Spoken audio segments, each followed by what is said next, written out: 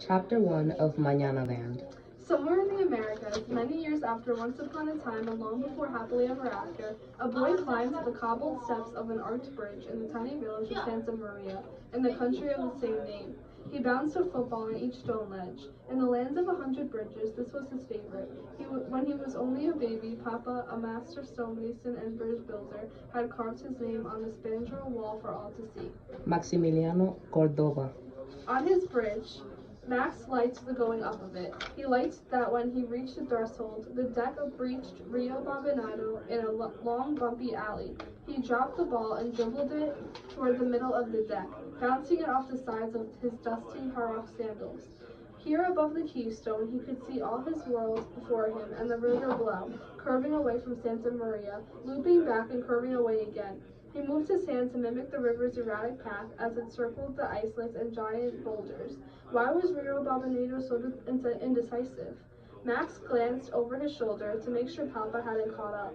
Once, he whispered, a gargantuan serpent as wide as 20 houses and as long as 3 states could not decide whether to slither west toward the ocean or east toward the mountains.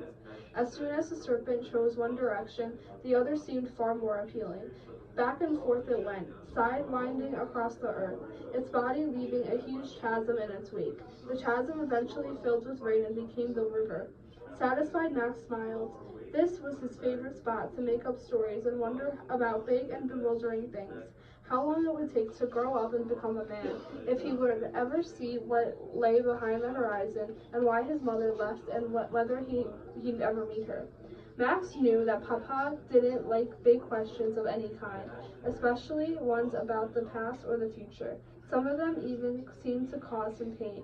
Max couldn't count the times Papa had instructed him to stand firmly in the reality of today, where life will only disappoint you tomorrow. He pushed Papa's words aside and gazed out the village. The more prominent houses, greens, yellows, blues, hugged the riverbanks. The spire of the chapel, Our Lady of Sorrows, pointed toward the heavens. Citrus orchards and grape fields bordered the outskirts of town. Nestled in the foothills on dirt roads, modest white stone cottages perched like patient doves at roost. Max shaded his eyes until he spotted his. Was Buello already cooking dinner with Lola at his side, begging for scraps? He let his gaze continue upward toward a jagged cliff where a stone tower loomed. Everyone called the stronghold La Reina Gigante, the giant queen, because she looked like the most powerful piece on a chessboard. Max loved that wherever he went in Santa Maria, he could see at least the merlons and crenels of her crown, as if she was always watching over him. He even had a faint memory of sitting at her feet while red blossoms rained upon him. Had it been a dream? The palace surrounding La Reina Gigante had once been majestic too, but that was decades before the cannons of ancient armies demolished the roof, and earthquakes unsteadied the walls, and a war in the neighboring country of Abismo forced legions of people to flee a dictator, using the ruins as a safe place to hide. Some said these hidden ones were poor innocents, women and children. Others said they were malicious criminals, filthy beggars, and the unwanted.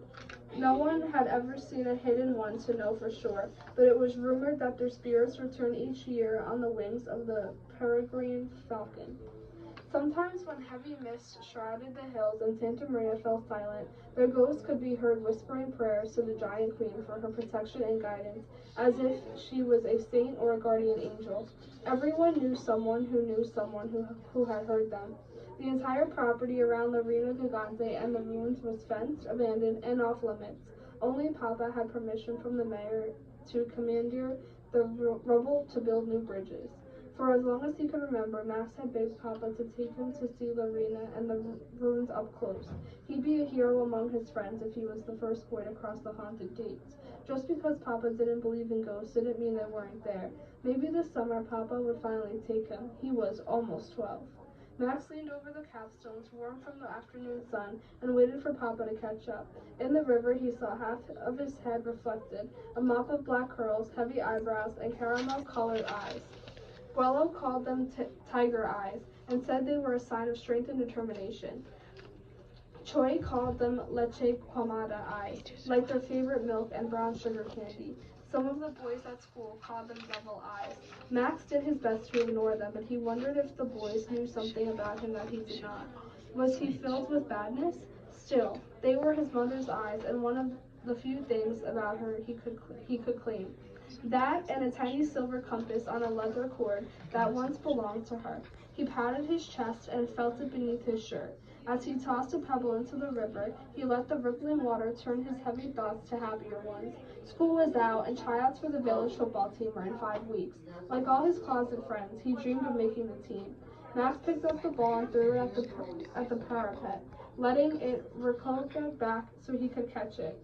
The bumpy stones sent the ball in unpredictable directions, forcing Max to hover and anticipate. He kicked it hard, and when it hit the wall and flew back at him, he patted it down. Bravo, Papa yelled. Don't unsettle any of the facing, though, or I'll have repairs. His cheeks flushed with ruddy circles, and his forehead wrinkled from his unusual troubled frown. You know I can't kick as hard as you, said Max. Papa was broad-shouldered and solid, a wall of strength and muscle. He and Borlo had both played goalie on Santa Maria's national team, and Max wanted to one day do the same. He was already as tall as both of them, but scrawny. Max kicked the ball up and caught it in his hands. Do you remember that tryouts are next month? It's hard to forget when you remind me so often, Papa almost smiled. I was wondering, my football shoes are nearly too small and the toes will need wrapping soon. If I had a pair of volantes, the ones with the fancy wings on the side, I'd surely make the team. He looked at Papa hopefully. Your shoes are fine for now, and expensive ones that we can't afford won't make you a better player. A world of disappointment comes from wishing for what you cannot. Before Papa could finish, a falcon swooped overhead, low enough that both he and Max ducked. Its sickle-shaped wings were splayed and taut. The head and hooked bill stretched forward, bearing a white neck and speckled breast. They shaded their eyes, mesmerized by the silent flight. It's so big, said Max as it caught a curve and soared away. Peregrine, said Papa, a female that has come back to nest. Whose spirit did it bring on its wing? Wondered Max. They say, he started, then thought better of repeating the superstition. They say they come back to the same spot every year. Papa nodded. It's true, but I haven't seen one that large for a long time, and it is a little late to nest. Others have already come and gone. He put an arm around Max's shoulder and hugged him to his side. Let's go, Slowpoke. Me? Slow? Max quickly dribbled the football across the deck and called over his shoulder. I'm going to meet Troy at the field, and I'll still beat you home because you have to stop and talk to everyone.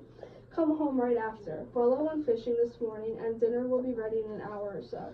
I don't want to have to come looking. Okay, Max yelled back. Papa had only recently allowed him to go to the field on his own. Max didn't give him a reason to take back the small freedom or upset him. Saturday was Papa's night out with his friends and Max's night in with Willow, and he wanted to keep it that way. By the time Max reached the bridge's landing, he felt as free as a soaring pejerine. Summer was the infinite sky before him. He had months to swim in the water hole, play football with his friends, and get ready for tryouts. Tonight he would go to sleep with a belly full of fish after an evening trading stories with Willow, fantastical tales about dragons and serpents, or of river monsters and trolls. He clutched the ball to his chest and jumped toward the bank, taking 2 steps at a time. On his bridge, he even liked the going down a bit. What do you guys think of the book so far? Chapter 2. The field was more of a bald spot than a grassy park, but good enough for practice or a pickup game. Real games were held at the secondary school a few miles away. A group of boys warmed up, dribbling balls knee to knee or passing to one another. Now that Max and most of his friends were turning 12, they could finally try out for the village team. Santa Maria was crazy for football, and the local teams had won the last 2 regional championships.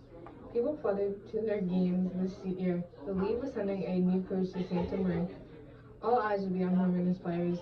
Chow waved Max onto the field. Your hair, what happened? Said Max. Yesterday, Chow had a mop of curls like Max. Now it was buzzed close to his scalp. It was so long, my sisters were trying to braid it. Max laughed. He could picture the 3 girls doing that. Even though they could be annoying, and Chow complained about them all the time. Max would have loved a baby sister brother to whom he could tell stories, give payback rides, and show secrets. Chow ran a hand over his short head. Besides, I don't want anyone to confuse you and me. That will never happen, said Max. Chow had a broad chest and was solid to the core, an avocado shoot from the tree. Max was a pointy blade of agave. Come on. He herded Max to the field where Ortiz and Wallermore were kicking the balls back and forth. Max, said Ortiz, come to pay your respects to Ortiz the Great. He liked to remind the boys that he was the son of a councilman, lived in the biggest house in all of Santa Maria, and was older by almost a year. His voice had recently changed and sounded like a man's. He was he was a head taller than the rest, with a thick, muscular thighs, and there was wisps of hair already growing above the lip. The great what? Said Max. Fart. And from all the boys laughed because it was true. He was a raggarat. Ortiz shrugged. If you are the best, you should tell the world. He shook a finger at Max. You'll see. Let's play. Chow held up his hand to make an announcement. Okay, everyone, Ortiz and Max are goalies. My talent on the field is up for grabs. The boys jeered and quickly sorted teams. Max and Ortiz went to opposite ends of the field, where makeshift goalie cages had been hammered together from wood scraps. Someone placed a ball midfield and took the kickoff. The boys ran hard, some barefoot, some in ratty shoes with no laces, some in her arches like Max, saving their football shoes for real games during the season. Max protected almost every shot on goal. Ortiz missed many of his, but when he did get the ball, his throws and kicks were long and hard.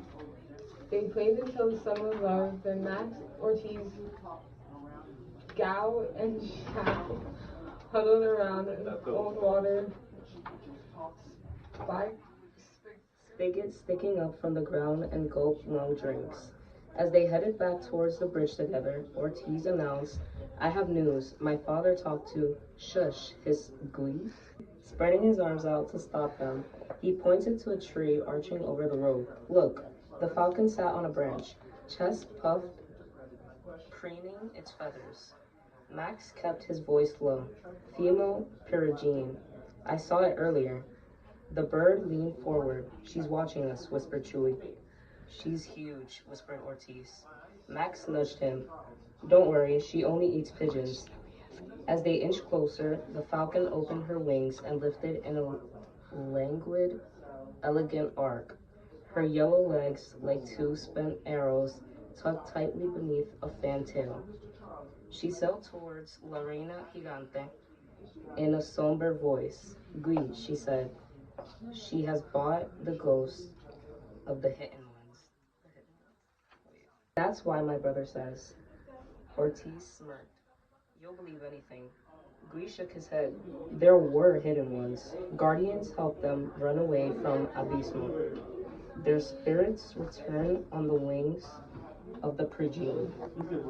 Max grinned, recalling how he and Chuli used to put on capes and masks and pretend to be los guardianes. Los guardianes de los escondidos, the guardians of the hidden ones.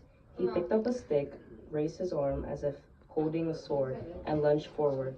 Gree's right. The hidden ones fled Abismo because of a cruel dictator. The guardians bravely guided them through Santa Maria to safety. Chewy picked up a stick too, and fenced with it with an imaginary attacker. The guardians were disguises and were invisible. No matter the danger, they carried on to help those in need. Stop, said Ortiz. You're both acting like you're 5 years old. Want to know the real truth? This is the truth. That is the truth, said Max. Ortiz shook his head.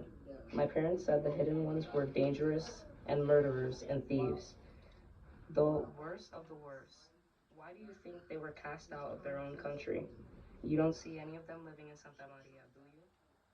That's because if they'd shown their faces, they would have been driven out of the town. Chewy shook his head, but the guardians were criminals too, said Ortiz. They broke the law by protecting the hidden ones. If they'd been caught, they would have been arrested and thrown in jail.